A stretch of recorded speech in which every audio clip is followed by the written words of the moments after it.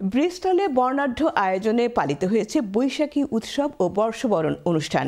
বিস্তারিত জানাচ্ছেন আমাদের ব্রিস্টল ও সাউথ ওয়েস্ট প্রতিনিধি মোহাম্মদ কবির আলী। বাংলা সংস্কৃতির সবচেয়ে প্রাণবন্ত হৃদয় ছোঁয়া ও সর্বজনীন উৎসব পহেলা বৈশাখ। পুরনো গ্লানি জেরে শুরু হয় নতুন পথ চলা। বাংলা নববর্ষ শুধু একটি দিন নয়, এটি বাঙালির জীবনে ঐতিহ্য, সংস্কৃতি, ঐক্য ও প্রাণের মিলন মেলা। গত মঙ্গলবার ব্রিস্টলের স্থানীয় ট্রিনিটি হলে অনুষ্ঠিত হয় এই বর্ষবরণ অনুষ্ঠান। গানের অনুষ্ঠান, আড্ডা, বেড়ানো, খাওয়া দাওয়া, বৈশাখী মেলায় সব মিলিয়ে জমজমাট আয়োজন ছিল।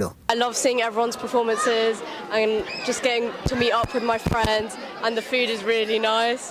So yeah, I'm really happy to celebrate Boishakhi with all my friends and family. Bangla নতুন বছর 1433-কে বরণ করে নিতে বছরের প্রথম দিনে বৈশাখীর আড্ডার আয়োজন করে মুক্তমঞ্চ এবং Bangladesh cultural society Bristol Bath এবং ওয়েস্ট।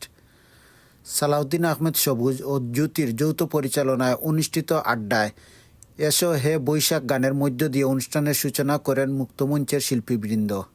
বৈশাখী মেলাতে অনেকদিন পরে আমরা খুব মজার একটা অনুষ্ঠান হলো পহেলা বৈশাখ সেলিব্রেশন। সব ব্রিস্টলের ওপেন সবাই এসেছে, আমাদের এই প্রোগ্রাম উপভোগ করেছে।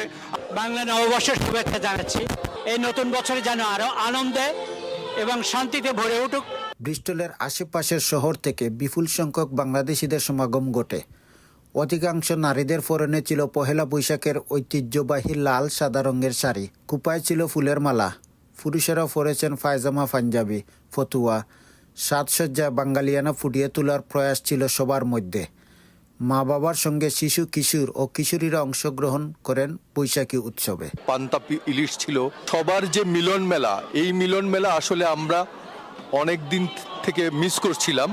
It was a good program. I enjoyed it. Culture, community and ট্র্যাডিশনটা সেলিব্রেটিং করতে পারছি বলে খুবই ভালো লাগছে। প্রোগ্রামটা অনেক সুন্দর ছিল, ফুডগুলো অনেক ভালো ছিল। এখানে আমার প্রথমবার ব্রিস্টলে আমি এরকম কোনো একটা প্রোগ্রামে জয়েন করেছি, অনেক ভালো লাগছে।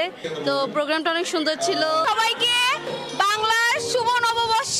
সত্যি অনেক ভালো লাগছে। প্রত্যেকবার বাংলাদেশে থাকলে পহেলা বৈশাখ করা হতো। ব্রিস্টল থেকে মোহাম্মদ কবির আলী, চ্যানেল এস নিউজ।